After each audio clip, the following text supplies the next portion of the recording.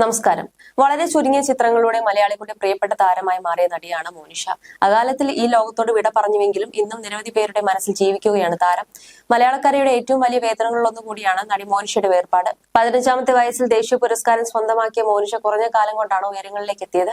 ബാലതാരത്തിൽ നിന്നും നായികയായി തിളങ്ങി നിൽക്കുന്ന സമയത്താണ് വാഹനാപകടത്തിൽ നടി മരണപ്പെടുന്നത്.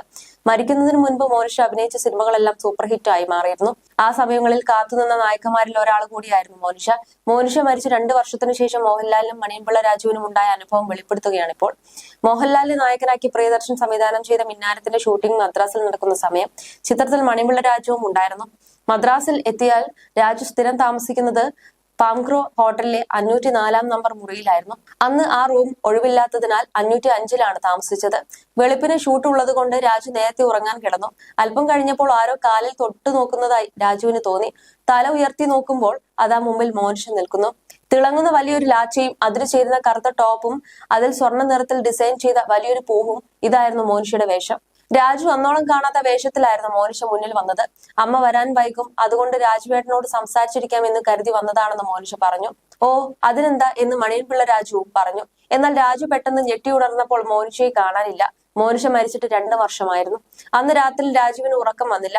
പിറ്റേ ദിവസം തനിക്കുണ്ടായ അനുഭവം മോഹൻലാലിനോടും പ്രിയദർശനോടും പങ്കുവച്ചു. ഇത് കേട്ട് മോഹൻലാൽ തലയിൽ കൈവച്ചുകൊണ്ട് പറഞ്ഞു, കമലദളത്തിന്റെ ഫംഗ്ഷനു വേണ്ടി മദ്രാസിൽ വന്നപ്പോൾ മോനിഷയും അമ്മയും താമസിച്ചിരുന്നത് റൂം നമ്പർ 505-ലായിരുന്നു. രാജു സ്വപ്നത്തിൽ കണ്ട അതേ വേഷമായിരുന്നു അന്ന് മോനിഷ ധരിച്ചിരുന്നെന്നും മണിയമ്പിള്ള രാജു പറയുന്നു. അതേസമയം MG ശ്രീകുമാർ മുമ്പ് മോനിഷയെ കുറിച്ച് പറഞ്ഞ വാക്കുകൾ ഈ അടുത്ത കാലത്തും ഏറെ ശ്രദ്ധിക്കപ്പെട്ടിരുന്നു. ഒരു അഭിമുഖത്തിൽ സംസാരിക്കവേ സമയത്തിലും രാശിയിലുമൊക്കെ എത്രത്തോളം വിശ്വാസമുണ്ടെന്ന അവതാരകയുടെ ചോദ്യത്തിനാണ് MG ശ്രീകുമാർ പ്രതികരിച്ചത്. ഞാൻ എങ്ങനെ ജോത്സ്യനെ പോയി കാണുന്നയാളൊന്നുമല്ല. പിന്നെ നമുക്ക് എന്തെങ്കിലും വിഷമം വരുമ്പോഴാണല്ലോ പെട്ടെന്ന് ഓടുന്നത്. ശുക്രനും കേതുവും ഒക്കെ എവിടെയാണെന്നും എന്തൊക്കെയാണെന്നും ഒക്കെ അന്വേഷിച്ചറിയുന്നത് അപ്പോഴാണല്ലോ. ഇതിലൊന്നും ഒരു കാര്യവുമില്ല.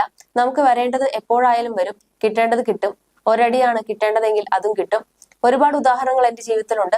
മോനിഷയുടെ കാര്യം അത് തന്നെ ഏറ്റവും വലിയ ഉദാഹരണമാണ്. കല്യാണം കഴിച്ച് 2 കുട്ടികളുടെ അമ്മയാവുമെന്നൊക്കെയായിരുന്നു പ്രവചനം.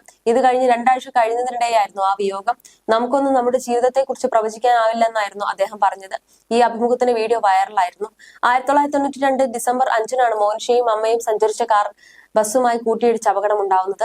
ചെപ്പടി വിദ്യ എന്ന ചിത്രത്തിന്റെ ലൊക്കേഷനിൽ നിന്നും എയർപോർട്ടിലേക്ക് പോകുന്നതിനിടെയായിരുന്നു കാർ അപകടം. ഗുരുവായൂരിലെ നൃത്ത പരിപാടി റിഹേഴ്സലിനായി ബാംഗ്ലൂരിലേക്ക് പോകാനായി തീരുമാനിച്ചിരുന്നു മോനിഷ. തിരുവനന്തപുരത്തെ ലൊക്കേഷനിൽ നിന്നും കൊച്ചി എയർപോർട്ടിലേക്ക് പോകുന്നതിനിടെയായിരുന്നു അപകടമുണ്ടായത്. ജാതക പ്രകാരം നമുക്കിപ്പോൾ മോശം സമയമാണെന്ന് ശ്രീവിദ്യ പറഞ്ഞിട്ടും എല്ലാത്തിനെയും പോസിറ്റീവായി കാണുന്ന മോനിഷ താൻ സേഫായി ബാംഗ്ലൂരിൽ എത്തുമെന്ന് പറയുകയായിരുന്നു.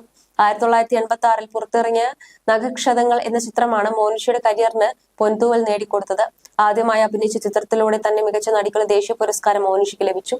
ആദിപൻ, ആര്യൻ, പെരുന്തച്ചൻ, കമലദളം, ചമ്പക്കുളത്തച്ഛൻ എന്നിങ്ങനെ നിരവധി സൂപ്പർ ചിത്രങ്ങളുടെ ഭാഗമായി മോനിഷ എത്തി. ചെപ്പടി വിദ്യ എന്ന സിനിമയിലാണ് അവസാനം അഭിനയിച്ചത്.